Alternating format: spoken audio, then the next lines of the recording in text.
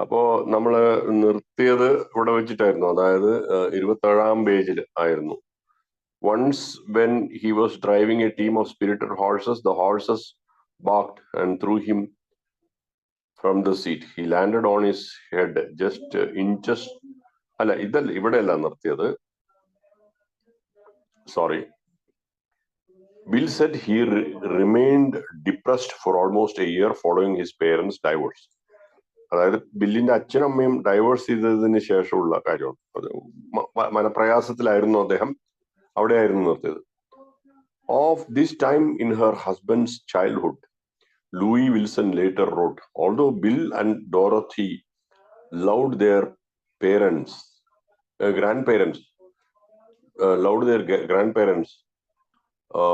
who were very good to them, they felt abandoned. Bill was especially devoted to his father and badly missed him after he moved to the West. The separation made him feel set apart and inferior to youngsters who lived with a mother and father.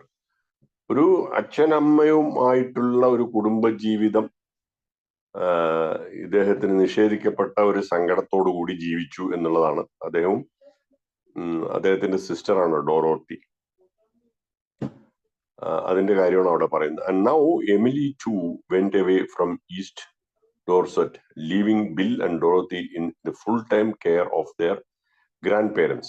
She moved to Boston to go back to school, specifically osteopathic college. The effect on her family, notwithstanding this, was a courageous undertaking for a woman of her age in her time. എമിലിയും അതുപോലെ തന്നെ east Dorset എന്ന് പറഞ്ഞ സ്ഥലത്തേക്ക് പോയി. ബില്ലിനെയും ഡോറത്തിയും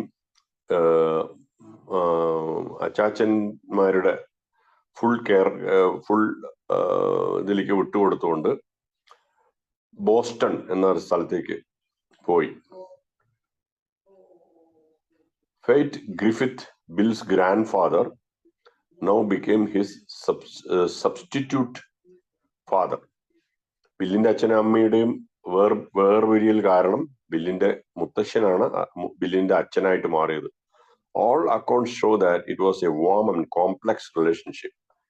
അതൊരു നല്ലൊരു ബന്ധമായിരുന്നു എന്നാണ് പറയുന്നത്. മുത്തശ്ശൻ പേരക്കുട്ടിയോട് കാണിച്ചു. My grandfather loved me deeply and I loved him as I have few other people, Bill said. ബില്ലും അതുപോലെ തന്നെ തിരിച്ചും മുത്തശ്ശനെ വളരെയധികം സ്നേഹിച്ചിരുന്നു.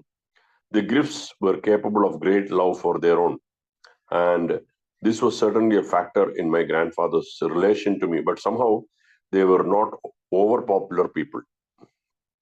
അത് അവരുടെ ഇതിനെക്കുറിച്ച് പറയാണ്, അവരുടെ ഇവരുമായിട്ടുള്ള ബന്ധത്തെക്കുറിച്ച് പറയുകയാണ്. പക്ഷെ അത് വളരെ പ്രസക്തമായിട്ട് പുറത്തൊന്നും അറിഞ്ഞിരുന്നില്ല എന്നുള്ളത്. People didn't like Fate particularly, Louis said, because he was almost everybody's landlord. He had ideas of his own. He was a very opinionated gentleman. He owned property. He owned the water works. When it was time to be paid, he wanted to be paid. ഇത് മറ്റേ ഈ അച്ചാച്ചന്റെ കാര്യത്തെ കുറിച്ച് പറയുകയാണ്. Louis പറയുകയാണ്. എന്താണെന്ന് വെച്ചാല് അദ്ദേഹം ഒരു വളരെ ആർക്കും അത്ര വേഗം ഇഷ്ടപ്പെടുന്ന ഒരു തരത്തിലുള്ള ഒരാളായിരുന്നില്ല. ഒരു വല്ലാത്തൊരു ഗൗരവം, അല്ലെങ്കിൽ എന്ന് വെച്ചാൽ മൂപ്പരൊരു ലാൻഡ് ലോർഡാണ്. എല്ലാവരുടെയും ഒരുവിധമുള്ള അവിടെയുള്ള എല്ലാവരുടെയും ഒരു ലാൻഡ് ലോർഡായിരുന്നു എന്നുകൊണ്ട് തന്നെ അദ്ദേഹത്തിൻ്റെതായിട്ടുള്ള പല ഐഡിയാസും ഉണ്ടായിരുന്നു. ഒരു ഒപ്പീനിയനേറ്റഡ് അഭിപ്രായങ്ങളുടെ ഒരാളായിരുന്നു. അദ്ദേഹത്തിന് ഒരുപാട് സ്വത്തുക്കൾ ഉണ്ടായിരുന്നു, അല്ലെങ്കിൽ ഒരുപാട് പ്രോപ്പർട്ടി ഉണ്ടായിരുന്നു. പിന്നെ when it was time to be paid, he wanted to be paid. വളരെ കൃത്യനിഷ്ഠയുള്ള ഒരാളാണെന്ന് പറയാൻ വേണ്ടിയിട്ടായിരിക്കും അങ്ങനെ പറയുന്നു. A cousin, Robert Griffith of Bradboro, had a similar perception. Uncle Fate was not a humble man, he said, though I always found him kindly. He was popularly considered a rather smug person. വേറൊരാളുടെ അഭിപ്രായം, ഒരു കസിന്റെ അഭിപ്രായം. എന്താ വെച്ചാൽ ഇദ്ദേഹം വളരെ അധികം സംസാരിക്കാത്ത ആളും അത്ര താഴ്മയില്ലാത്ത ആളുമാണെന്നാണ് അദ്ദേഹത്തിന്റെ അഭിപ്രായം. Robert Griffith of Brattleboro. He said, though I always found him kindly, he was particularly considered a rather smug person. ബില്ലിന് വളരെ നല്ലൊരാളായിട്ട് തോന്നിയിരുന്നെങ്കിൽ പോലും അധികം സംസാരിക്കാത്ത ആളായിട്ടാണ് അഭിപ്രായം ഉണ്ടായിരുന്നത്. ഇത് ഞാൻ ഓടിച്ചു വായിച്ചു പോകുന്നതിന്റെ കാര്യം എനിക്ക് അത്ര പ്രാധാന്യം, ഇത് ജസ്റ്റ് അവരുടെ ഒരു ഹിസ്റ്ററി ആണെന്ന് ഉള്ളത് കൊണ്ട് മാത്രമാണ്. ആർക്കെങ്കിലും എന്തെങ്കിലും അഭിപ്രായം ഉണ്ടെങ്കിൽ പറയാം. Once, when he was driving a team of spirited horses, the horses barked and threw him from the seat. He landed on his head, just inches from a block of marble used as a step when alighting from a carriage. Somebody said, "You were lucky you didn't break your head on that horse block." Humph grunted. അദ്ദേഹത്തിന് പറ്റിയ ഒരു ആക്സിഡന്റിനെ കുറിച്ച് പറയുകയാണ്. വളരെ ചെറിയ ഒരു ഇതില് രക്ഷപ്പെട്ടു, തലയടിച്ചു വീണുപോയി. ഈ ഫെയ്റ്റ് എന്ന് പറഞ്ഞ ആളെ കുറിച്ച് തന്നെയാണ് പറയുന്നത്. രക്ഷപ്പെട്ടു, അതിന്റെ ഒരു കാര്യത്തെ കുറിച്ച് പറയുകയാണ്.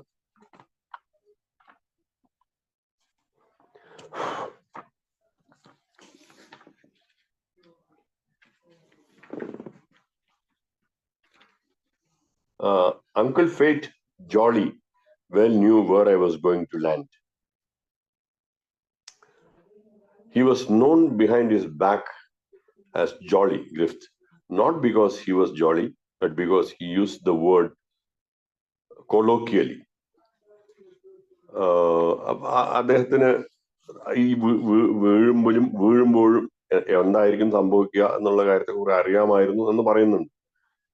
Fate had been reared in Danby, about 9 miles north of East Dorset, and was a Civil War veteran who had returned to Vermont to farm after serving as an ambulance driver at the Battle of Gettysburg.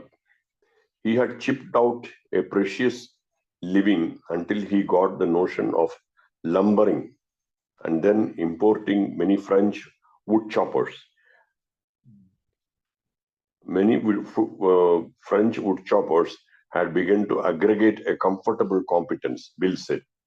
Again, അദ്ദേഹത്തെ കുറിച്ച് പറയാണ്, ഫെയ്റ്റിന്റെ കാര്യത്തെ കുറിച്ച് പറയാണ്. അദ്ദേഹത്തെ ഡോർസെറ്റില് ഒരു civil war veteran who had returned to Vermont to farm after serving as an ambulance driver. Ambulance driver ആയിട്ട് ഉണ്ടായിരുന്നു. He had chipped out a precarious living until he got the notion of lumbering and then importing many French wood choppers. Had begun to aggregate a comfortable competence, Bill said. അതിനുശേഷം Fate had married Ella Brock, a woman as passive and gentle, and he was forceful and opinionated. It was said of her that she took up very little room in anybody's life. അദ്ദേഹത്തിന് എല്ലാ ബ്രോക്ക് എന്ന് പറഞ്ഞ ഒരു സ്ത്രീയുമായിട്ട് വിവാഹം നടക്കുന്ന കാര്യം പറയുന്നു. അവര് ഒരു passive and gentle and he was forceful and opinionated. A woman as passive and gentle as he was forceful or opinionated.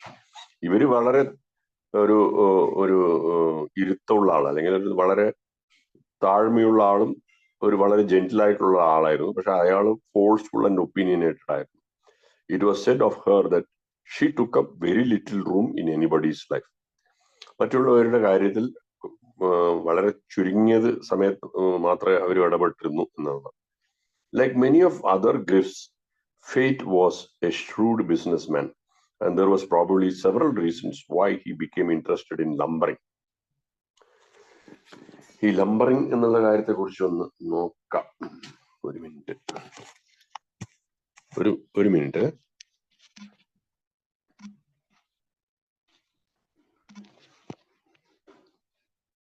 Lumbering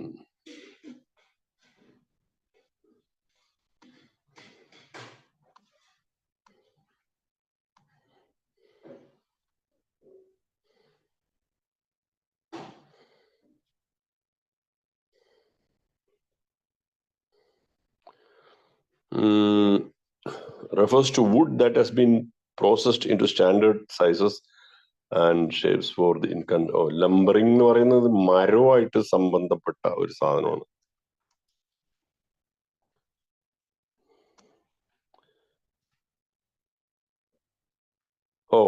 അല്ല, അതിന് ഇങ്ങനെ ഒരു മീനിങ് ഉണ്ട്. Moving in a slow heavy awkward വേ.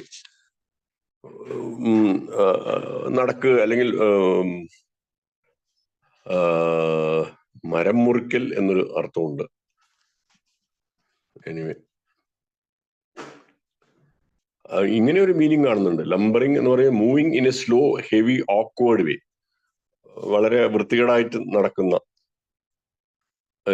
ശരിയായ രീതിയിൽ നടക്കാത്ത ഒരു ഇതിനാണ് ലംബർ എന്ന് പറയുന്നത് ഇവിടെ. അപ്പൊ ചിലപ്പോ അദ്ദേഹത്തിന്റെ ജീവിത ശൈലിയെ കുറിച്ച് പറഞ്ഞതാവാം, വ്യക്തമല്ല. Like many other Grifts, Fate was a shrewd businessman, and there were probably several reasons why he became interested in lumbering. ഇവിടെ എനിക്ക് തോന്നുന്നു ഈ മരവുമായിട്ട് ബന്ധപ്പെട്ട കാര്യം തന്നെയാണ്. അദ്ദേഹം ഒരു വളരെ കണിശക്കാരനായിരുന്നു, കച്ചവടക്കാരനായിരുന്നു.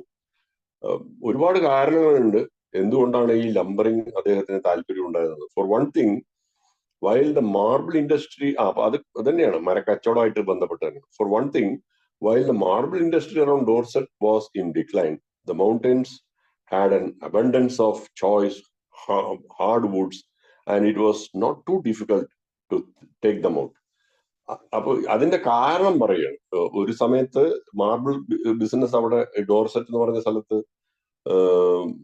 താഴ്ചയിലേക്ക് പോയിക്കൊണ്ടിരിക്കുമ്പോൾ മലകളിൽ ഇഷ്ടം പോലെ മരത്തിന്റെ അവൈലബിലിറ്റി ഉണ്ടായിരുന്നു. അതുകൊണ്ട് ബുദ്ധിമുട്ടില്ലാത്തൊരു കാര്യമായിരുന്നു അവയെ എടുത്ത് കച്ചവടത്തിന് കൊണ്ടുവരുന്ന കാര്യം.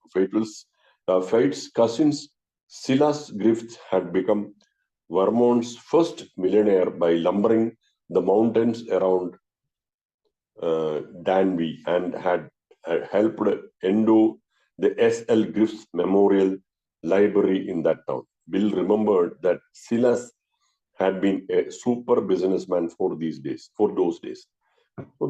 ബില്ലിന്റെ ഒരു ഓർമ്മകളെ കുറിച്ചാണ് ഇവിടെ പറയുന്നത്. For one thing, marble industry ചുരുങ്ങിയപ്പോഴാണ് ഇദ്ദേഹത്തിന് ഇതിൽ താല്പര്യം ഉണ്ടായത്. അപ്പൊ ഇദ്ദേഹത്തിന്റെ cousin Silas Griffith become Vermont's first millionaire, കോടീശ്വരൻ ആയത് ഇതേപോലുള്ള മരക്കച്ചവടം ചെയ്തതുകൊണ്ടാണ്. അദ്ദേഹം S.L. Griffith ഇവരുടെ ഫാമിലി മെമ്മോറിയൽ ലൈബ്രറി അതിനെ എൻജോയ് ചെയ്യാൻ അദ്ദേഹത്തിന് സാധിച്ചു. ഇതൊക്കെ ബില്ല് ഓർക്കുകയാണ്. At East Dorset, a most prosperous citizen, Fate provided well for his family. He paid for Emily's education at the Osteopathic College and was generous with Bill and Dorothy.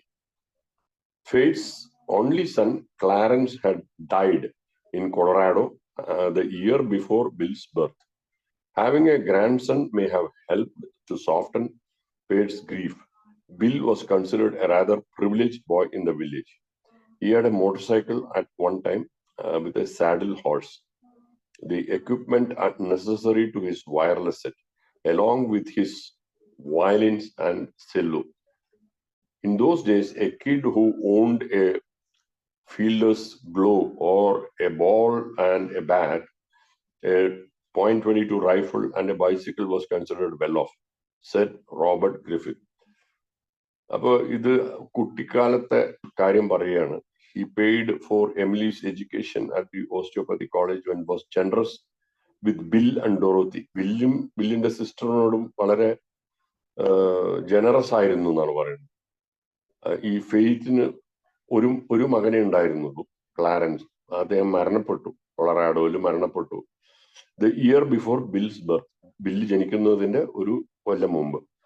അപ്പൊ അതുകൊണ്ട് having a grandson may have helped to soften. ഈ ആ വിഷമം തീർക്കാനായിട്ട് ഒരു പേരക്കുട്ടി ഉള്ളത് സാധിച്ചിട്ടുണ്ടാവും എന്നാണ് ബില്ലിനെ. അതുകൊണ്ട് ഒരു പ്രിവിലേജ്ഡ് ബോയ് ആയിട്ട് അവിടെയുള്ളവർ കണക്കാക്കി. ബില്ലിന് ഒരു മോട്ടോർ സൈക്കിൾ ഉണ്ടായിരുന്നു അറ്റ് വൺ ടൈം, ഒരു കുതിരയുണ്ടായിരുന്നു. പിന്നെ ചില എക്വിപ്മെന്റ്സ്, വയർലെസ് സെറ്റിന് വേണ്ടിയിട്ടുള്ള എക്വിപ്മെന്റ്സ്, പിന്നെ വയലിൻ, സെല്ലോ, ഇതൊക്കെ സംഗീത ഉപകരണങ്ങൾ ഇതൊക്കെ ഉണ്ടായിരുന്നു. അപ്പൊ അന്നത്തെ കാലത്ത് ഒരു ചെറിയ പയ്യന്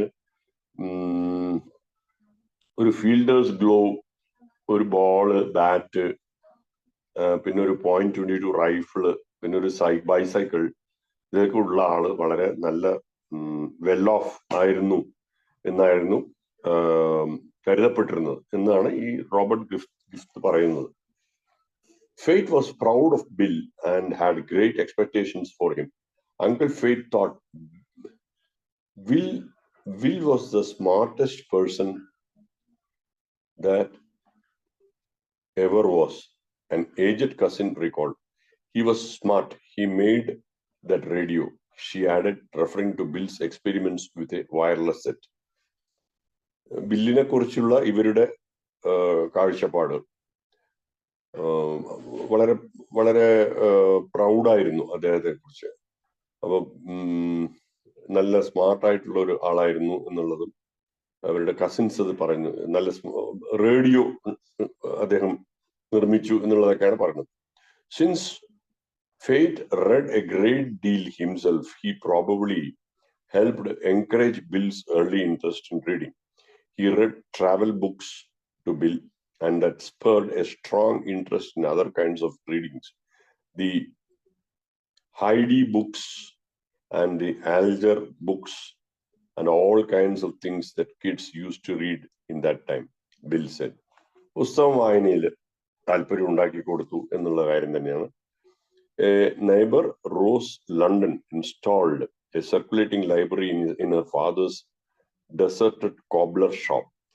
I began to be a voracious reader myself as quickly as I got the ability, reading anything and everything that came into that library. In fact, I used to sleep very little when on the reading sprees. I would seemingly go to bed after being sent there rather sternly by my grandfather, and then I would wait until I felt they won't notice the light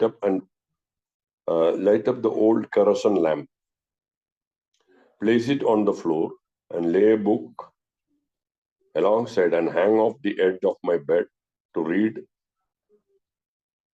sometimes all night. വായനാശീലത്തെ കുറിച്ച് പറയാണ്.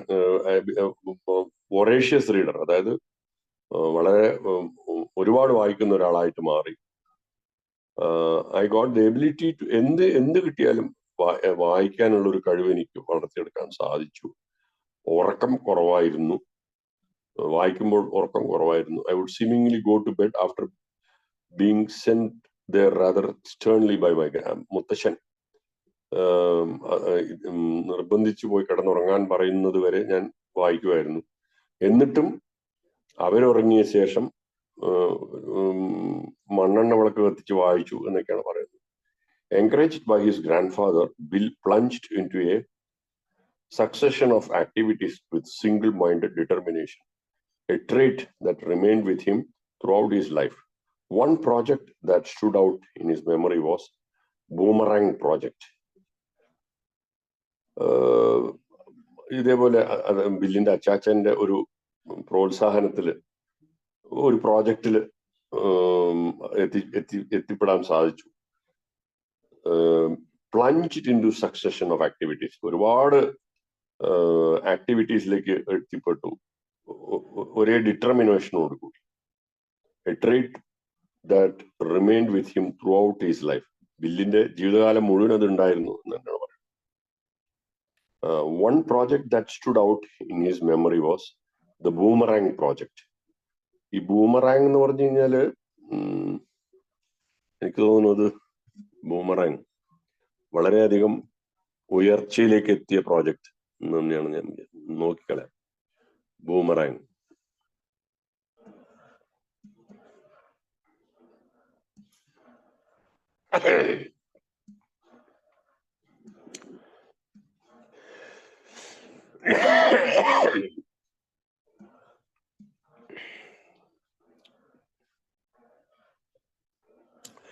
Boomerang എന്ന് പറയുന്നത്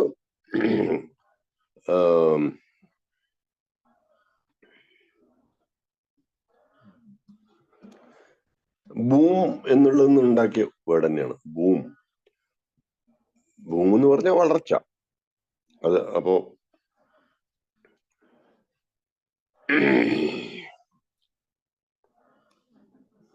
ഇതൊരു തരം കളിയുപകരണവും ആയുധവുമാണ്. പ്രത്യേക ആകൃതിയിൽ ഉണ്ടാക്കിയ ഒരു തടിക്കഷ്ണം ഒരു എറിഞ്ഞാൽ അത് തിരിച്ചു വരും. അതാണ് boomerang.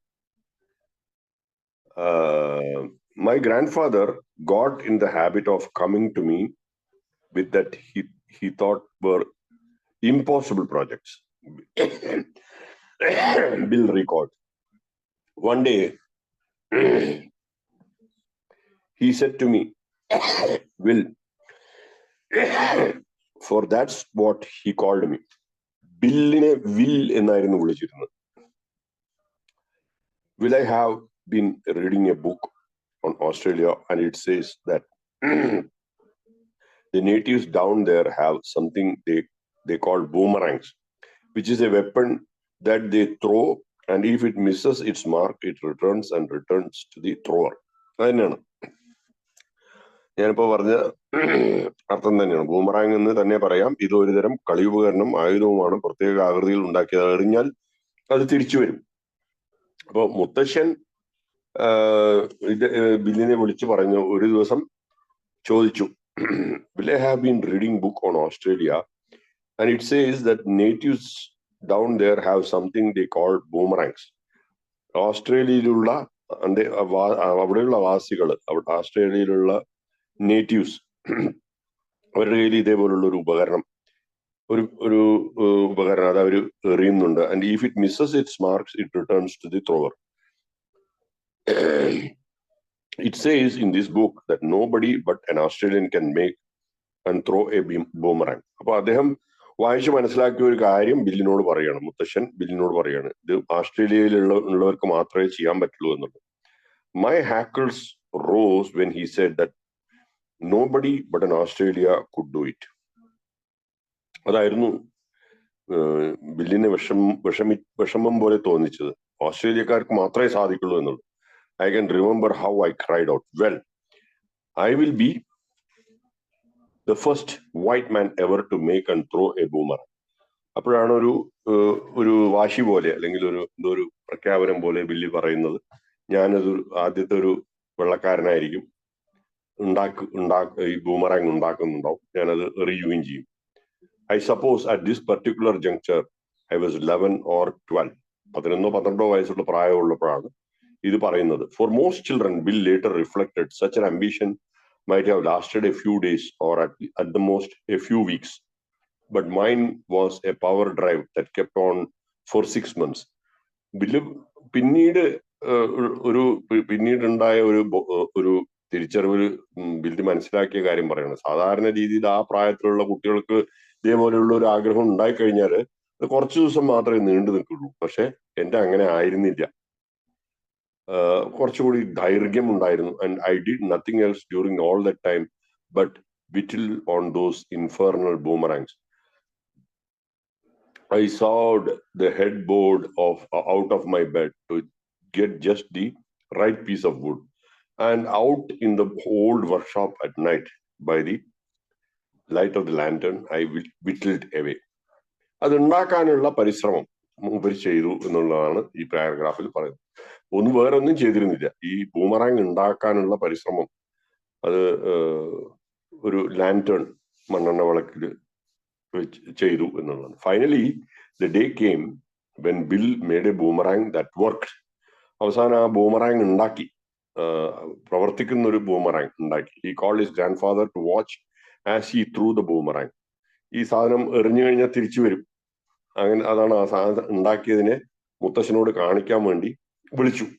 It circled the churchyard near their house and almost struck fate in his head as it came back. മുത്തശ്ശന്റെ തലക്കടിക്കുന്ന രീതിയിൽ അത് തിരിച്ചു വന്നു എന്നാണ് പറയുന്നത്. I remember how ecstatically happy and stimulated I was by this crowning success, Bill said. I had become a number one man. ഈ വിജയത്തിൽ, അതായത് ഈ സാധനം, ഈ ഒരു ഉപകരണം ഉണ്ടാക്കിയതിന്റെ ഒരു വിജയത്തിൽ അദ്ദേഹം വളരെ അധികം സന്തോഷിച്ചു എന്നാണ്. I had become a number 1 man എന്ന് അദ്ദേഹം തന്നെ കരുതി. Success with boomerang now set Bill to proving himself a number 1 man in other activities. ഈ വിജയം മറ്റുള്ള ഇതിലേക്കും പകർത്താനായിട്ട് അദ്ദേഹത്തെ പ്രേരിപ്പിച്ചു എന്നാണ് പറയുന്നത്. He decided that with enough perseverance and determination, he would do anything he set his mind to. ഇതേപോലുള്ള പെർസ്യൂവറൻസും ഇച്ഛാശക്തിയും ഉണ്ടെങ്കിൽ എനിക്ക് എന്തും ചെയ്യാൻ പറ്റും എന്നുള്ള ഒരു മാനസികാവസ്ഥ. വിത്ത് സർപ്രൈസിങ് ടെനാസിറ്റി. ടെനാസിറ്റി എന്ന് പറഞ്ഞു കഴിഞ്ഞാൽ ഒരു സംഗതി തുടർച്ചയായി ചെയ്യാനുള്ള ഒരു ആഗ്രഹം, അത് ചെയ്യേണ്ടതായിട്ടുള്ള ഒരു അതീവമായിട്ടുള്ള ഒരു ആഗ്രഹം, ഒരു ചെയ്യണം എന്നുള്ള ഒരു വാശി പോലത്തെ ഒരു ഇത് തന്നെയാണ്. With surprising tenacity and fierce concentration, he began to excel in scientific endeavors, in baseball and in music. ഈ കാരണങ്ങളിൽ ഈ ഫീൽഡിലൊക്കെ അദ്ദേഹം വളരെ പ്രഗത്ഭനായി എന്നാണ് പറയുന്നത്. ബേസ്ബോൾ, സംഗീതം, ശാസ്ത്രീയമായിട്ടുള്ള, അതായത് സയന്റിഫിക് ആയിട്ടുള്ള ഓരോ കാര്യങ്ങൾ, ഇതിലെല്ലാം പുരോഗമനത്തിൽ വളരെ ഹൈറ്റിലേക്ക് എത്തി. In my school work, if my interest was high as it was in chemistry and physical geography and astronomy, my marks would range from 95 to 98%. ഇത് ബില്ലിന്റെ ചെറുപ്പകാലത്തെ അദ്ദേഹം എത്രയും നല്ല രീതിയിലായിരുന്നു അദ്ദേഹം ജീവിച്ചിരുന്നത് എന്നുള്ളതും നമുക്ക് മനസ്സിലാക്കാൻ വേണ്ടിയിട്ടാണ് പറയുന്നത്.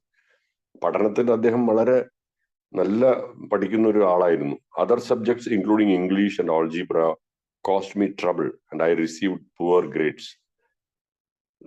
ഇംഗ്ലീഷിൽ ആൾജിബ്ര കണക്കിന്റെ ഒരു ഇതാണ്, അത് രണ്ടിലും കുറച്ച് ബുദ്ധിമുട്ടുണ്ടായിരുന്നു. I received poor, അതിലൊക്കെ മാർക്ക് കുറവായിരുന്നു. Bill later described himself as extremely happy during this period of his life. ഈ സമയം വളരെ സന്തോഷമായിരുന്നു എന്ന് ബില്ല് പറയുകയാണ്. Because he was succeeding on all fronts that mattered to him. എല്ലാവരുടെയും വിജയം കൈവരിച്ചു വന്നു. It was during this period that I can see how my willpower and yearning for distinction later to keynote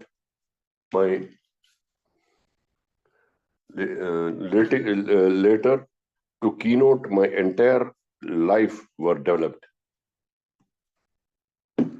അപ്പോ ഈ സമയത്താണ് അദ്ദേഹത്തിന്റെ will power, അതേപോലെ എല്ലാത്തിലും വ്യത്യസ്തമായിട്ട് നിൽക്കാനുള്ള ഒരു ആഗ്രഹം, later to keynote my entire life were developed. ജീവിതം മൊത്തത്തിൽ തന്നെ ഇത് കിട്ടാനായിട്ട്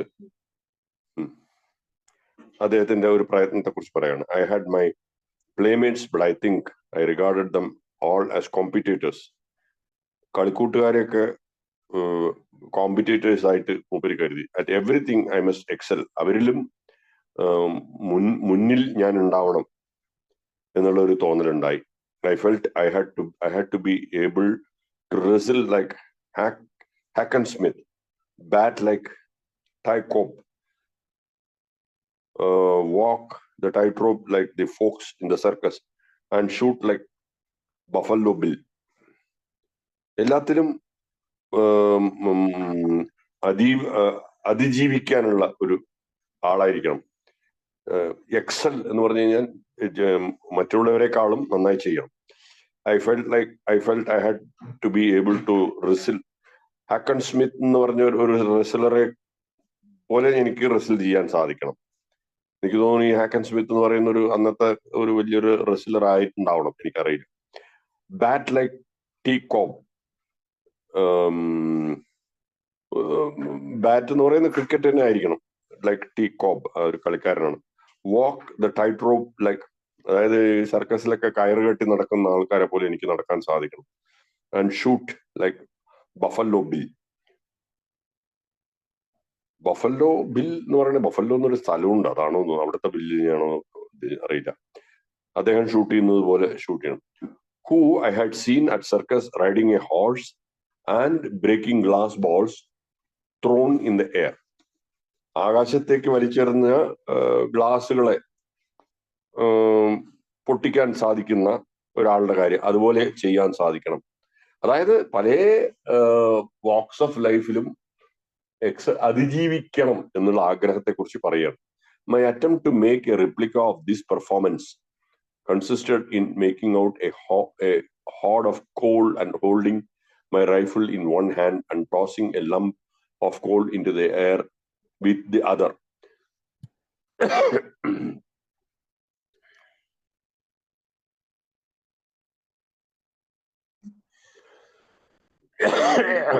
hello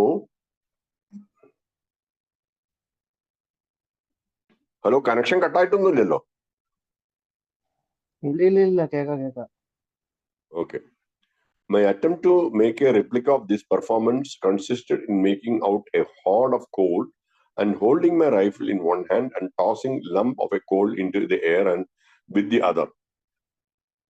I would try to break the lumps with the rifle and got so good that I could do about 2 out of 3.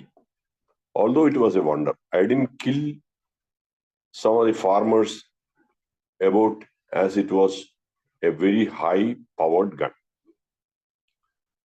അദ്ദേഹത്തിന്റെ തോക്കുമായിട്ടുള്ള പല വിക്രസുകളെ കുറിച്ചും പറയാണ്. My attempt to make a replica of this performance. അതായത് ആ മറ്റേ buffalo ബില്ലിനെ പോലുള്ളൊരു ചെയ്യാനുള്ള കാര്യങ്ങളെ കുറിച്ചാണ് പറയുന്നത്. ഒരു കയ്യില് ഒരു തോക്കും പിടിച്ചുകൊണ്ട് ആ കോൾ എന്ന് പറയുന്ന ഈ കരിക്കട്ട തന്നെയാണ് തോന്നുന്നു, into the air with അത് മറ്റേ കൈ കൊണ്ട് അത് വലിച്ചെറിഞ്ഞു. I would try to break the lumps with a rifle. അത് പൊട്ടിക്കാൻ അദ്ദേഹം ശ്രമിച്ചിരുന്നു. ഇതൊക്കെ എന്താ പറയാ, അസാധാരണമായിട്ടുള്ള കഴിവുകളെ കുറിച്ച് പറയണം. He turned his room into a chemical laboratory for a while.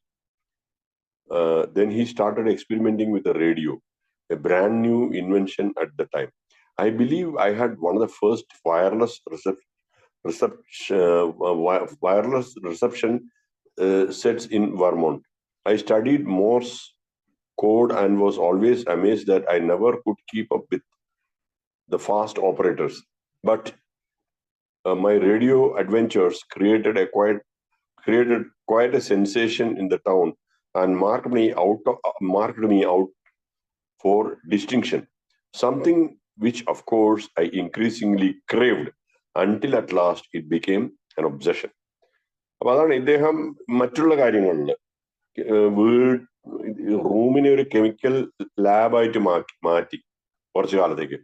പിന്നെ റേഡിയോവുമായിട്ടുള്ള ഓരോ എക്സ്പെരിമെന്റ്സുകൾ ചെയ്തു. A brand new invention at that time. I believe I had one of the first wireless reception sets in Vermont. ഒരു wireless അദ്ദേഹം ഉണ്ടാക്കി ഇദ്ദേഹത്തിന്റെ സ്ഥലത്ത് Vermont. പിന്നെ Morse code and was always amazed that I never could keep up with the fast operators. But my radio adventures, അങ്ങനെ കുറെ കാര്യങ്ങൾ ചെയ്തു. മോർസ് കോഡ് എന്നുള്ളത് ഉണ്ടാക്കിയാൽ പോലും വളരെ ഫാസ്റ്റ് ആയിട്ട് ഓപ്പറേറ്റ് ചെയ്യുന്നവരുമായിട്ട് മൂപ്പർക്ക് കൂടെ പോകാൻ പറ്റിയില്ല. എങ്കിൽ പോലും റേഡിയോയില് മൂപ്പര് നടത്തിയ പല അഡ്വഞ്ചറും ഒരു സെൻസേഷൻ ഉണ്ടാക്കി. ആ ടൗണിൽ ശ്രദ്ധിക്കപ്പെട്ടു. മാത്രമല്ല അദ്ദേഹത്തെ ഒരു വ്യത്യസ്തമായിട്ടുള്ള ആ ഒരു ഇതായിട്ട് കാണാൻ ആളുകൾ തുടങ്ങി. അതായിരുന്നു മൂപ്പരുടെ ആഗ്രഹവും ഒരു ക്രേവിംഗ് ആയിരുന്നു. അത് അദ്ദേഹത്തിന്റെ ഒരു ക്രേവിംഗ് ആയിരുന്നു. അത് ആ ക്രേവിംഗ് ആയതുകൊണ്ട് പിന്നെ അതൊരു ഒബ്സഷൻ ആയി പോയി. അതില്ലാതെ പറ്റില്ല എന്നുള്ള ഒരു അവസ്ഥയിലേക്ക് എത്തി. Bill's grandfather challenged him to learn the violin, so he did. First rebuilding an old fiddle that he found in the attic. It had once belonged to his uncle Clarence. He taught himself to play by pasting a diagram on the fingerboard and then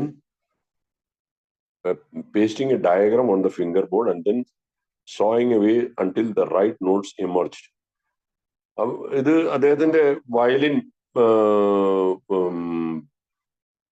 പഠിക്കുന്ന കാര്യത്തെക്കുറിച്ചും ആദ്യം മൂപ്പര് തന്നെ ഒരു violin ഉണ്ടാക്കിയ ഒരു കാര്യം, പഴയ ഒരു ഫിഡിലിന്റെ വയലിന്റെ വേറൊരു പേരാണ്. അതിന് ഒരു ഇവിടുന്ന് കണ്ടെടുത്തിട്ട് അതിന് അമ്മാമന്റെ ക്ലാരൻസ് എന്ന് പറഞ്ഞ അമ്മാമന്റേതായിരുന്നു.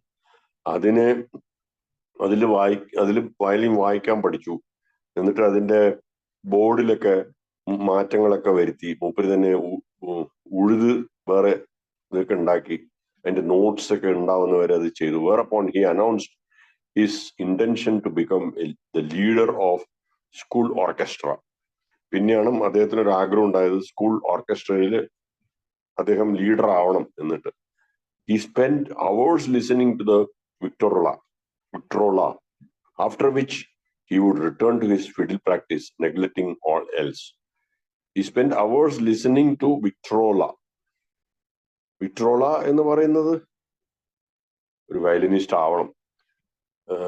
അതിനുശേഷം വയലിൻ പ്രാക്ടീസ്, ഫിഡിൽ പ്രാക്ടീസിന് വരും. ബാക്കി എല്ലാത്തിനെയും മൂപ്പര് നെഗ്ലക്ട് ചെയ്തിരുന്നു, വേണ്ടെന്ന് വെച്ചിരുന്നു.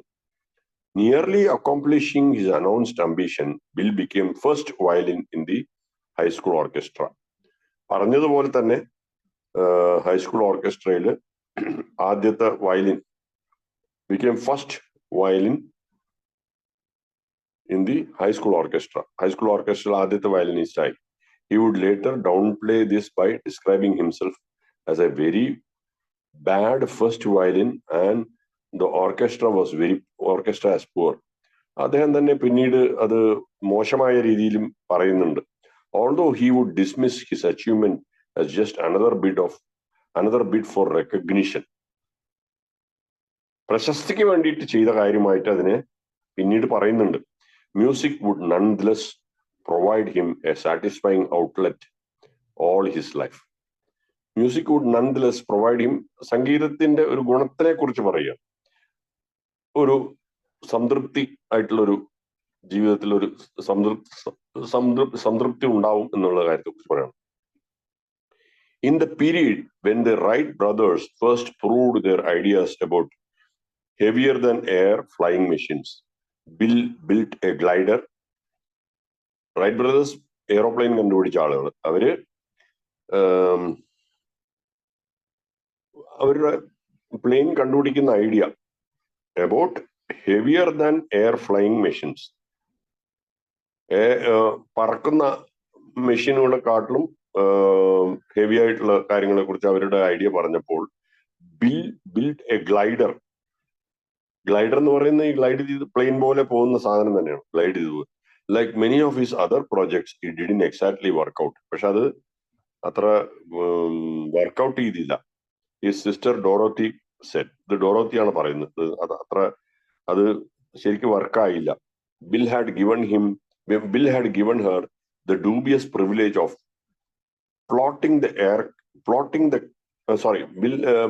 dubious privilege of piloting the craft off the roof of a building.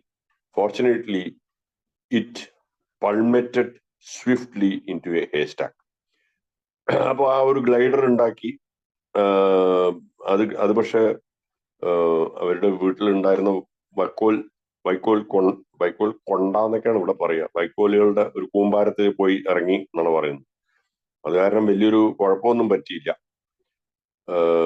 അവരുടെ വീട്ടിന്റെ റൂഫിൽ നിന്ന് ആ ക്രാഫ്റ്റിനെ പുറത്തേക്ക് എടുക്കാൻ ശ്രമിച്ചപ്പോ അത് ഈ വൈക്കോലിൽ പോയിട്ട് വീണു എന്നുള്ളതാണ് പറയുന്നത്.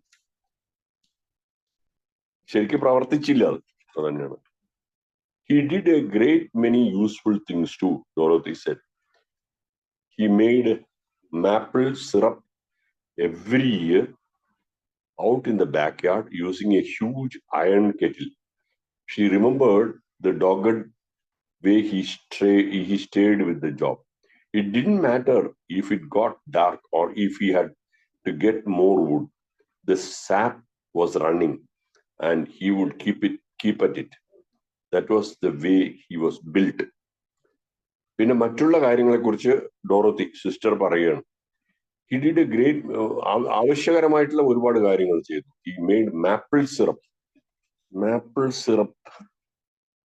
നോക്കിയിട്ട് He made maple syrup. Maple എന്നുള്ള വാക്ക്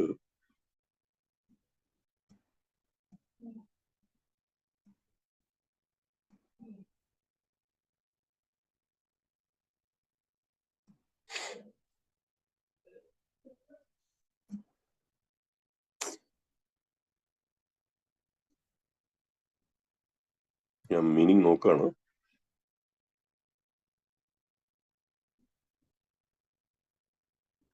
മാപ്പിൾ ഒരു മധുരദ്രവ്യം അതാണ് പറയുന്നത്. മരത്തിൽ നിന്നുണ്ടാക്കുന്ന ഒരു മധുരദ്രവ്യം. He made maple syrup every year out in the backyard using a huge iron kettle. ഒരു കെറ്റിലും ഒരു ഇരുമ്പ് കെറ്റിലും കൊണ്ട് ഈ മരത്തിൽ നിന്നുള്ളൊരു ദ്രവ്യം ഉണ്ടാക്കുന്നത്. He remembered the dogged way he stayed. ഈ ഡോറത്തി ഓർക്കാണ് എങ്ങനെ വളരെ ശക്തമായിട്ട് ആ ജോലിയിൽ അദ്ദേഹം ഏർപ്പെട്ടതെന്ന്. ഇറ്റ് ഡിഡ്ന്റ് മാറ്റർ, നേരം ഇരുടി കഴിഞ്ഞാൽ പോലും ആ ജോലിയിൽ വളരെ ശ്രദ്ധയോട് കൂടിയിട്ട് ചെയ്യുന്നുണ്ടായിരുന്നു. If he had to get more wood, the sap was running and he would keep at it. Sap എന്ന് പറയുന്നത് ഈ ദ്രവ്യം തന്നെയാണ്, അത് മൂപ്പര് ഉണ്ടാക്കും. That was the way he was built. അപ്പൊ അദ്ദേഹത്തിന്റെ ഒരു സ്വഭാവം അതായിരുന്നു എന്നാണ് പറയുന്നത് ഡോറത്തി. Was he merely stubborn? ഡോറത്തി didn't think so. Stubborn എന്ന് പറഞ്ഞു കഴിഞ്ഞാൽ ഞാൻ വിചാരിച്ച കാര്യം ഉറച്ചു നിൽക്കുന്ന ഒരാളായിരുന്നു, അങ്ങനെ ഞാൻ വിചാരിക്കുന്നില്ല എന്നാണ് ഡോറത്തി പറയുന്നത്. Persistent is A better word. അതായത് പെർസിസ്റ്റന്റ് എന്ന് പറയുന്നത് ക്ഷമയോട് കൂടിയിട്ട് കഠിനാധ്വാനം ചെയ്യുന്ന ഒരാളായിരുന്നു എന്ന് തന്നെയാണ് പറയുന്നത്. People who are stubborn are apt to be disagreeable. അതാണ് സ്റ്റബേൺ. ഞാൻ പറഞ്ഞത് മാത്രമേ ശരി എന്ന് പറയുന്ന ആൾക്കാരാണ് സ്റ്റബേൺ എന്ന് പറയും. മറ്റുള്ളവർ പറയുന്നത് സമ്മതിക്കില്ല, അവരെയാണ് സ്റ്റബേൺ എന്ന് പറയുന്നത് ആണ് ഡോറത്തിയുടെ അഭിപ്രായം. And I never remember Bill being disagreeable. പക്ഷെ ബിൽ അങ്ങനെ ആയിരുന്നില്ല ഒരിക്കലും. മറ്റുള്ളവരെ അല്ലെങ്കിൽ ഒരു ഡിസഗ്രിയബിൾ പേഴ്സൺ ആയിരുന്നില്ല. എല്ലാ സംഗതികളുമായിട്ടും യോജിച്ചു പോകുന്ന ഒരാളായിരുന്നു. അതുകൊണ്ടാണ് പെർസിസ്റ്റന്റ് എന്നതിനെ മാറ്റി പറഞ്ഞത്. Bill also made boss and arrows, അമ്പും വില്ലും. an ice boat, jack jumpers. A jack jumper is a one-legged stool mounted on a short ski. Skis and sleds. SLED പറയുന്ന ഒരു തരം വണ്ടിയാണെന്നാണ് ഞാൻ പറയുന്നത്. നായ്ക്കള് വലിച്ചു കൊണ്ടുപോകുന്ന ചക്രമില്ലാത്ത വണ്ടി, തന്നെയാണ് സ്ലെഡ് എന്ന് പറയുന്നത്. എന്തായാലും മൂപ്പര് പല കാര്യങ്ങളും ചെയ്തതിനെ കുറിച്ച് അമ്പും വില്ലും ഉണ്ടാക്കി, ഒരു ഐസ് ബോട്ട് ഉണ്ടാക്കി, Jack jumper, one legged stool, ഒരു കാലുള്ള ഒരു stool, mounted on A short ski, അതിനൊരു ഒറ്റക്കാലുള്ള ഒരു സ്റ്റൂളാണത്. മൗണ്ടഡ് ആണ് ski, mounted on A short ski.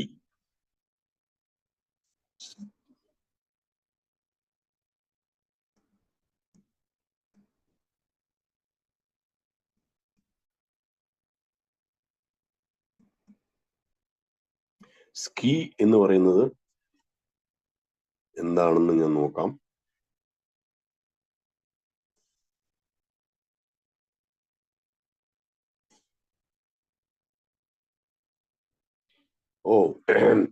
ഹിമ പരപ്പിലൂടെ, അതായത് ഈ സ്കീയിങ്, അതാണ് നമ്മുടെ സ്കീയിങ് മെഷീൻ, അതാണ് സ്കീ.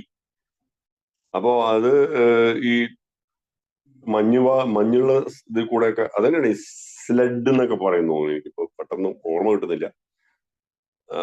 അതാണ് skis and sleds. His grandfather insisted that he learn how to do farm work. He spent sweaty afternoons in the cornfields getting in the fodder, milking the cows. അപ്പൊ ഇതൊക്കെ ആയിരുന്നു അദ്ദേഹത്തിന്റെ മുത്തശ്ശന്റെ ആഗ്രഹം ഇതായിരുന്നു. എന്താണെന്ന് വെച്ചാല്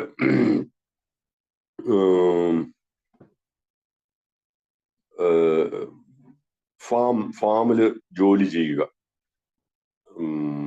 കൃഷിസ്ഥലങ്ങളിൽ ജോലി ചെയ്യുക, നല്ല കഠിനാധ്വാനം ചെയ്തിരുന്നു. ചോളത്തിന്റെ കൃഷിസ്ഥലങ്ങളിൽ ഗെറ്റിംഗ് ഇൻ ഫോഡർ എന്ന് പറഞ്ഞ ഈ പശുക്കൾക്ക് അല്ലെങ്കിൽ കന്നുകാലികൾക്ക് വേണ്ട ആഹാരം, പിന്നെ മിൽക്കിംഗ് ദ കൗസ്, പശുക്കളെ കറക്കുക, ഇതൊക്കെയായിരുന്നു ചെയ്യണമെന്ന് ആഗ്രഹം ഉണ്ടായിരുന്നു. Of all bills adolescent activities, it was probably baseball that claimed most of his physical energy and brought him the recognition he craved. പക്ഷെ ബില്ലിന്റെ അഡോളസെന്റ്, അതായത് ടീനേജ്, ആ സമയം അല്ലെങ്കിൽ പ്രായപൂർത്തി ആയിക്കൊണ്ടിരിക്കുന്ന ആ സമയത്തില് ബേസ്ബോൾ ആയിരുന്നു അദ്ദേഹത്തിന്റെ കൂടുതൽ ശക്തിയും ഉപയോഗിച്ച് അദ്ദേഹത്തെ ഒരു നല്ലൊരു ബേസ്ബോൾ പ്ലെയറായിട്ട് അറിയപ്പെടുന്ന ഒരു തലത്തിലേക്ക് എത്തിച്ചത്. അത് മൂപ്പരുടെ ആഗ്രഹമായിരുന്നു, അദ്ദേഹത്തിന്റെ ഒരു ക്രേവിംഗ് ആയിരുന്നു. എന്താണ്, അദ്ദേഹം വലിയ ആളാവണം എന്നെങ്കിൽ. In primary school he excelled at baseball, but later declared that the other players there had not been much good. It was a different matter in secondary school, where he found real competition on the baseball field. ചെറിയ സ്കൂളിലും primary സ്കൂളിൽ മൂപ്പര് നന്നായി ചെയ്തു, മറ്റുള്ളവരെക്കാളും നന്നായി ചെയ്തെങ്കിലും പിന്നീട് secondary സ്കൂളിലൊക്കെ വന്നപ്പോ ഒരുപാട് കോമ്പറ്റീഷൻ ഉണ്ടായിരുന്നു എന്ന് പറയുന്നു. It started badly for him on my very first appearance on the field, somehow hit by a fly ball, Bill recalled. I put up my hands and somehow missed catching it, and it hit me on the head. It knocked me down, and I was immediately surrounded by a crowd of concerned kids. But the moment they saw I wasn't hurt, they all started to laugh at my awkwardness, and I remembered the terrible spasm of rage that came up in me. I jumped up and shook my fist and said, I will show you. I'll be captain of your baseball team. And there was another laugh. This started a terrific drive on my part to excel in baseball. A desperate struggle to be number one.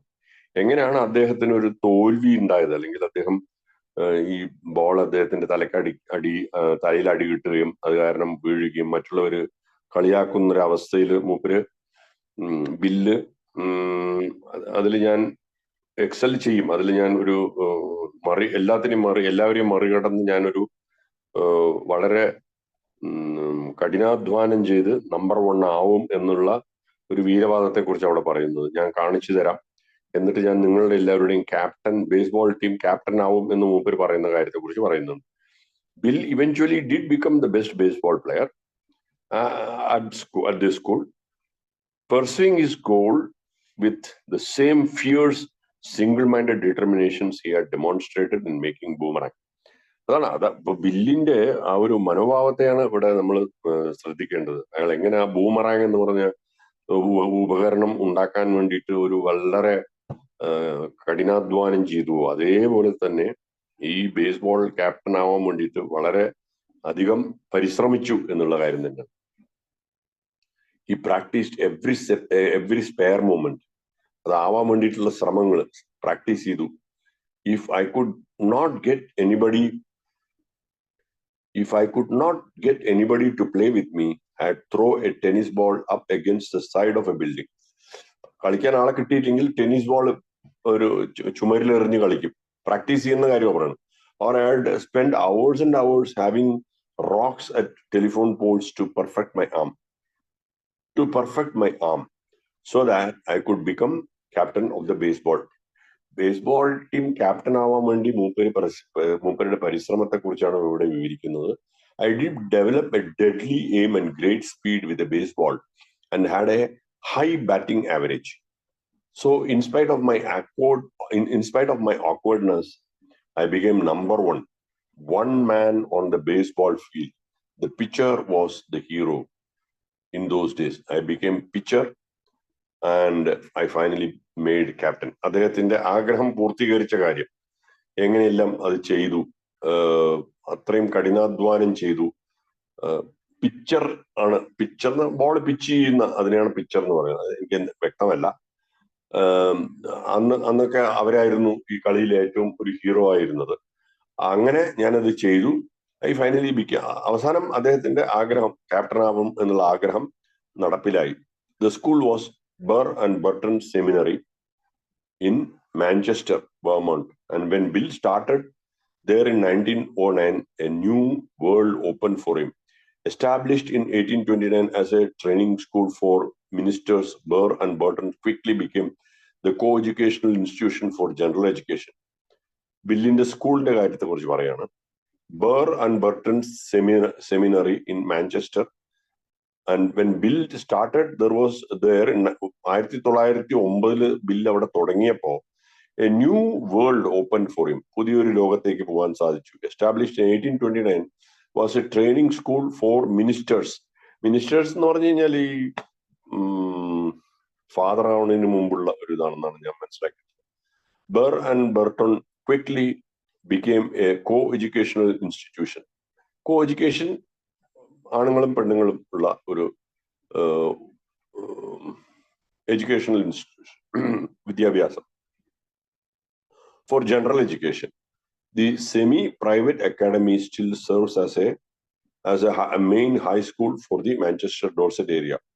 The main building with its load-bearing walls of thick grey limestone was already more than 75 years old when Bill attended the school, and it is still in service.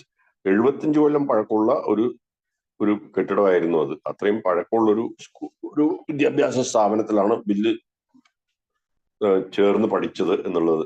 അതിന്റെ ആ ഒരു ഗൗരവത്തെക്കുറിച്ച് പറയാണ്. Bill traveled from East Dorset to Manchester by train, boarded at school 5 days a week, and went home for weekends. സാധാരണ പഠിക്കുന്ന സമയത്ത് ഉണ്ടാവുന്ന ഒരു അനുഭവം തന്നെയാണ്. ഈസ്റ്റ് ഡോർസെറ്റിലേക്ക് തീവണ്ടി യാത്ര ചെയ്യും. മറ്റുള്ള ദിവസങ്ങളിൽ സ്കൂളിന്റെ ബോർഡിങ്ങിൽ തന്നെ താമസിക്കും. And went home for weekends. വീക്കെൻഡ്സിൽ അവിടെ വീട്ടിലേക്ക് പോകുമായിരുന്നു എന്നുള്ള കാര്യത്തെ കുറിച്ച് പറയുന്നു.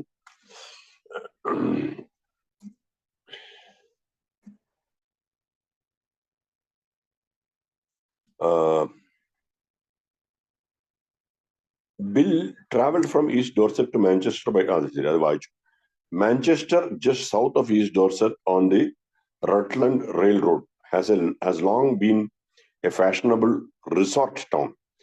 Its famous Equinox House could rival similar grand hotels in Saratoga or Newport. Manchester is built on the foothills of Mount Equinox and is still known for its marble sidewalks and streets shaded with safety maples and elms. Summer tourists have been coming to Manchester ever since the post-Civil War era. They have included Mrs. Abraham Lincoln, and later her son Robert Todd Lincoln, who established his summer home. Hilden there,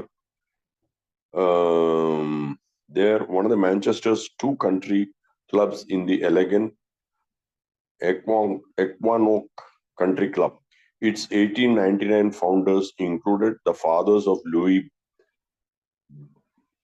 Burnham and Abby T, two important people in Bill's life. Manchester, just south of East Dorset in Rutland Railroad, had long been a fashionable resort town. ഒരു നല്ലൊരു fashionable resort town ആയിരുന്നു. Resort town വെച്ചാൽ നമ്മുടെ എന്താണ് resort tourist കേന്ദ്രം എന്നൊക്കെ പറയാം, അതായിരുന്നു. പിന്നെ its famous Equinox House could rival similar grand hotels in Saratoga. ഇത് താരതമ്യപ്പെടുത്താണ് അവിടുത്തെ ഈ ഒരു പ്രത്യേകതരം വീട് എക്വിനോക്സ് ഹൗസ്. അതൊരു ഹോട്ടൽ പോലെയുള്ള ഒരു സ്ഥലം തന്നെയാണ്. അത് മറ്റുള്ള വേറെയുള്ള ന്യൂ പോർട്ടിലുള്ള ഒരു ഹോട്ടലുമായിട്ട് വേണമെങ്കിൽ താരതമ്യപ്പെടുത്താം. Manchester is build on the foothills of Mount Equinox. ഒരു മലയുടെ ചുവട്ടിലായിരുന്നു. Still known for its marble sidewalks and streets shaded with stately maples and elms. അതിലുള്ള മരങ്ങളെ കുറിച്ച് പറയാണ്. ആ ഒരു നല്ല സ്ട്രീറ്റുകളെ കുറിച്ച് പറയാണ്. Summer tourist have been coming to Manchester ever since the post-Civil War era. യുദ്ധത്തിന് ശേഷം ടൂറിസ്റ്റുകൾ അവിടെ വരുന്ന കാര്യത്തെ കുറിച്ച് പറയുന്നു. They have included Mr. Abraham Lincoln, Mrs. Abraham Lincoln. Abraham Lincoln first president of America എന്നാണ് ഞാൻ വിശ്വസിക്കുന്നത്. അതെ, അദ്ദേഹത്തിന്റെ ഭാര്യ and later her son Robert Todd Lincoln, who established his summer home. അവിടെ ഈ ഒരു സമ്മർ ഹോം അവിടെ പണിതു. Hilden there, one of the Hilden there, one of the Manchester's two country clubs in the elegant Equanock Country Club. Its 1899 founders included the fathers of Louis Burhan and Ebiti. എബിറ്റിയുടെയും Louis ബർൺഹാമിന്റെയും അച്ഛന്മാര് അവരായിരുന്നു ഇതിന്റെ founders. ഇവര് രണ്ടുപേരും AB Thatcher എന്നാണ് പറയുന്നതെന്ന് വിശ്വസിക്കുന്നു. ഇവര് ബില്ലിന്റെ ജീവിതത്തിൽ വളരെ ഇമ്പോർട്ടന്റ് ആയിട്ടുള്ള ആളുകളായിരുന്നു. Ebiti was the son of a family that had been prominent in Albany for 3 generations and kept a summer home in Manchester. He and Bill first met in 1911 when Bill played ball in Manchester. Later, Abby was a classmate of Bill's for 1 season and Burr and Burton. Their friendship was a significant one for Bill and for Abby. So Abby Thatcher അദ്ദേഹവുമായിട്ടുള്ള ബന്ധത്തെ കുറിച്ച് പറയാണ്. Abby Thatcher was the son of a family that had been prominent in Albany. അൽബനിയിൽ വളരെ പ്രശസ്തമായിട്ടുള്ള ഒരു ഫാമിലിയുടെ മകനായിരുന്നു AB. For 3 generations and kept a summer home in Manchester. അവിടെ അവരുടെ എസ്റ്റാബ്ലിഷ്മെന്റിനെ കുറിച്ച് പറയാണ്. He and Bill, എബിറ്റിയും ബില്ലും ആദ്യം കണ്ടുമുട്ടുന്നത് 1911 ആ സമയത്താണ് ബില്ല് മാഞ്ചസ്റ്ററിൽ പന്ത് കളിക്കുന്ന സമയത്തായിരുന്നു. അതിനുശേഷം Abby was classmate of Bill for 1 season and Burr and Burton. ഇവരുടെ എല്ലാം ക്ലാസ്മേറ്റ് ആയിരുന്നു. ഇവരുടെ ഫ്രണ്ട്ഷിപ്പ് വളരെ നല്ല ഇമ്പോർട്ടന്റ് ആയിട്ടുള്ള ഒരു ഫ്രണ്ട്ഷിപ്പാണ്. 1 for Bill and for Abby. രണ്ടുപേർക്കും, ബില്ലിനും എബിക്കും. Bill's years at Burr and Burton were happy and successful. അവിടെ നല്ല രസകരമായ ഒരു ജീവിതം തന്നെ ആയിരുന്നു. Popular with his schoolmates, he was elected president of the senior class. നമ്മുടെ സ്കൂൾ ലീഡറൊക്കെ എന്ന് പറയുന്നത് പോലെ സീനിയർ ക്ലാസിന്റെ പ്രസിഡന്റ് ആയിട്ട് തെരഞ്ഞെടുക്കപ്പെട്ടു. He was full back on the football team. ഫുട്ബോളിലത്തെ ബാക്ക് ആയിരുന്നു and became the school's best punter and drop kicker. Football കളി വിശേഷിപ്പിക്കുന്ന ചില കാര്യങ്ങളാണത്.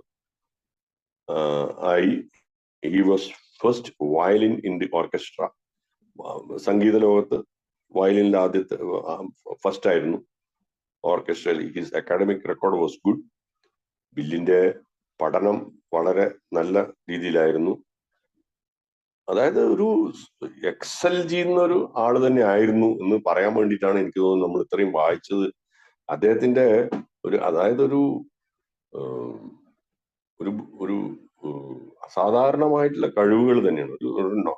ഒരു ഓർഡിനറി പേഴ്സൺ ആയിരുന്നില്ല ബില്ല് എന്ന് മനസ്സിലാക്കാൻ വേണ്ടിയിട്ട് തന്നെയാണ് ഇത്രയും വിശേഷണങ്ങളോടുകൂടിയുള്ള ഈ പാരഗ്രാഫുകൾ നമുക്ക് എഴുതിയിട്ടുള്ളത് തന്നെയാണ്.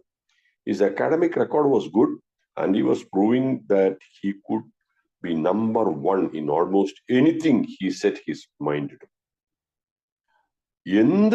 ഏത് സംഗതിയായാലും അതിൽ ഒന്നാമനാവാൻ അദ്ദേഹത്തിന് സാധിക്കുമായിരുന്നു എന്ന് തന്നെയാണ് പറയുന്നത്. അപ്പോൾ ഇവിടെ നമുക്ക് നിർത്താം. ഇത് പേജ് നമ്പർ 34. ബില്ലിന്റെ പഠനകാലത്തുള്ള ഒരു അവസ്ഥയെക്കുറിച്ചാണ് നമ്മൾ ഇത്രയും വായിച്ചത്. അദ്ദേഹം വളരെ എന്ത് വേണമെങ്കിൽ പറയാം, ബുദ്ധിജീവിയായിരുന്നു, മറ്റുള്ളവരെ അതിജീവിക്കുന്ന ഒരു ആളായിരുന്നു, ഒരു അസാധാരണമായിട്ടുള്ള മനുഷ്യനായിരുന്നു.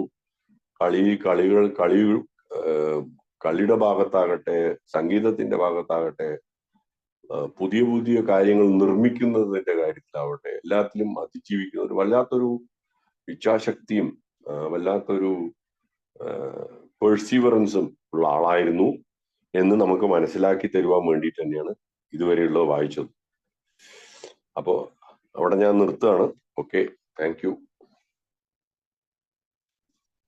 താങ്ക് യു ഹരികൃഷ്ണൻ ചേട്ടോ, താങ്ക് യു. ഞങ്ങളോടൊപ്പം ഇത്ര സമയം 34-ാം പേജിൽ നിർത്തിയിട്ടുണ്ട് കേട്ടോ. 34-ാം പേജ്. ആരെങ്കിലും പുസ്തകം കയ്യിലുള്ളവരുണ്ടെങ്കിൽ ഒന്ന് കൂടെ വായിക്കുമ്പോൾ ഒന്ന് ഇതായി കഴിഞ്ഞാൽ എന്തെങ്കിലും എന്നെ കറക്റ്റ് ചെയ്യാനോ അല്ലെങ്കിൽ എന്തെങ്കിലും എനിക്ക് അറിയാത്തത് പറഞ്ഞു തരാനോ ഉപകാരമായിരിക്കും.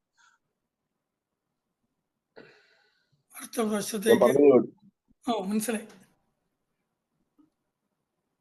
അടുത്ത ആഴ്ചത്തേക്ക് എന്തെങ്കിലും അതിനൊരു മാറ്റം ഉണ്ടാക്കാൻ ആരുടെയും പുസ്തകം ഇല്ലെന്ന അത്